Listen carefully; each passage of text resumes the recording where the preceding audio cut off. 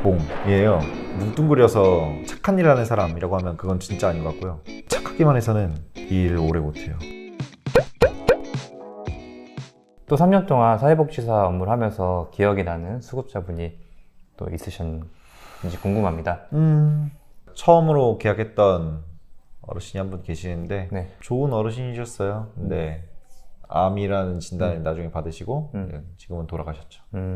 엄청 충격받는 거예요. 저도 내 직업 자체가 죽음과 굉장히 좀 가까이 있는 것은 나도 알고 있는데 자주 전화 드리고 어르신 잘 계시죠? 막 이렇게 했었던 어르신이 돌아가셨다고 하니까 엄청 충격적인 거예요. 약간 눈물이 날 것 같은 그런 느낌이 들긴 했어요. 근데 그럼에도 이제 받아들였죠. 아, 앞으로 이런 어르신이 엄청 많을 거라고. 실제로 계속 계셨어요. 네, 계속 케어 받으시다가 이제 돌아가시고 하는 경우가 많았죠. 그러셨구나. 예.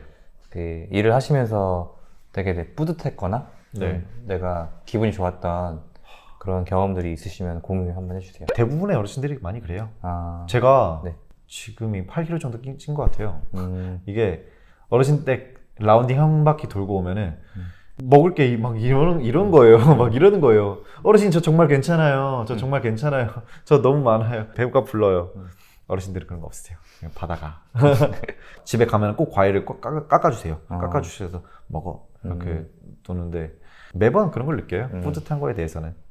제가 상태 변화 기록지 같은 거를 이제 체크를 하는데 혹시 상태 변화 기록지가 뭔가요? 상태 변화 기록지요? 그러니까 어르신이 그 전 달과 어떻게 변했느냐.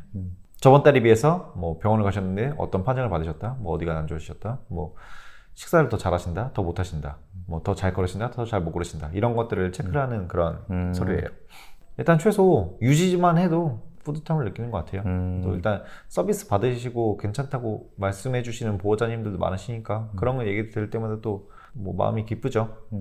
이 네. 직업을 계속 하시는 이유가 어떻게 되실까요?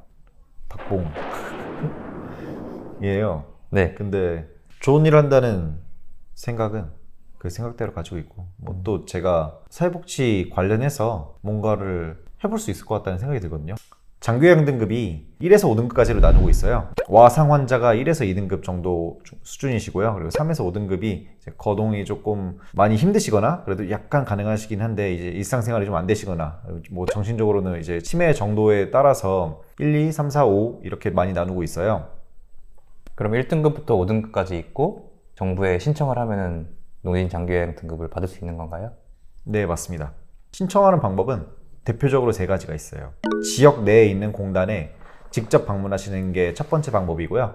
두 번째 방법으로는 국민건강보험공단 롱텀이라는 사이트가 있는데 그 사이트에 들어가서 직접 신청하는 방법이 있어요. 그런데 이게 보호자님들도 약간 좀 나이가 있으시다 보니까 뭐 인증서 관련된 문제라거나 들어가서 서류 작업 같은 걸 하는데 이게 조금 어려워요. 그래서 이 3번째 방법을 택하는데 이 3번째 방법이 저희 같은 센터들을 통해서 신청을 하는 거죠. 네. 일단 거동 불편이 제일 많고요. 나이가 들다 보면은 다리 근육이 이제 많이 약해지다 보니까 걷다가 그냥 넘어지는 거예요. 낙상이라고 표현하는데 우리는 그냥 넘어지더라도 그냥 다리 털고 일어나면 되는데 그분들은 이제 다리가 부러지시니까 부러지고 그것이 이제 장애로 남아서 거동이 불편해진다거나 아니면 그냥 질병에 걸리는 것 때문에 편마비가 오시는 거죠. 뭐 팔이 마비가 된다거나 다리가 마비가 된다거나 이러면은 그냥 그것만으로도 거동이 불편해지시는 거예요. 그리고 경도 치매로 오시는 분들이 제일 많으신 것 같아요. 경도 치매가 뭐예요? 그러니까 치매를 판정 받아오셨어요. 근데 그렇게 심하진 않으신 거예요. 그냥 저랑 일상적인 대화가 가능하신 거예요. 그냥 잘 까먹으시고 그 정도. 1차적으로 겪는 문제들이 식사 관련해서 본인이 이제 밥을 잘 못 차려 먹는 그런 문제들이 발생하기도 하고 화장실을 혼자 못 가시는 거. 투석 환자 같은 경우에는 병원에 어떻게 데려가느냐 이런 문제들을 융합시킬 수 있는 게 있지 않을까라는 게 정도로만 생각하고 있어요. 아무래도 지금 아픈 어르신들을 많이 케어하시다 보면은 본인만의 기준이나 좌우명 같은 게 좀 생기실 것 같아요. 나는 노인이 되면은 어떻게 살아야 되겠다 뭐 이런 게 좀 생기셨는지 궁금하긴 하거든요. 치매 안 걸려야겠다. 그게 제일 커요. 치매 안 걸리고 건강하게 늙어야겠다. 50대, 60대한테 물어봤을 때 당신이 건강하게 늙을 거냐고 하면 90%가 건강하게 늙을 것 같다고 한대요. 근데 10대 어르신 이상한테 통계를 물어봤을 때 실제로 건강하다고 느끼는 경우는 15%밖에 없다고 하는 겁니다.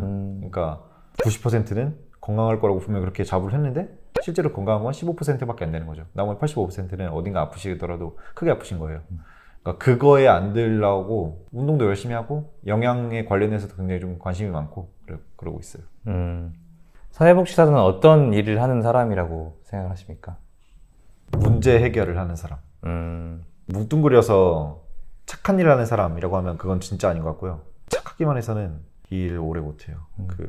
거동이 어려운 어르신에게 거동 서비스를 좀 제공할 수 있는 요양보호사 선생님을 붙여드리고 또 가사 도움이 필요하신 분에게 가사 도움 하는 걸 이제 챙겨드리고 또 뭐 복지연구 필요하다고 하시면은 그거에 제일 맞게 이제 제공해드리고 또 뭐 집에 뭐가 문제가 있다면 그런 것도 좀 한 번씩 도와드려요. 예. 그러니까 어르신의 문제를 좀 해결해드리는 사람 이게 맞는 것 같아요.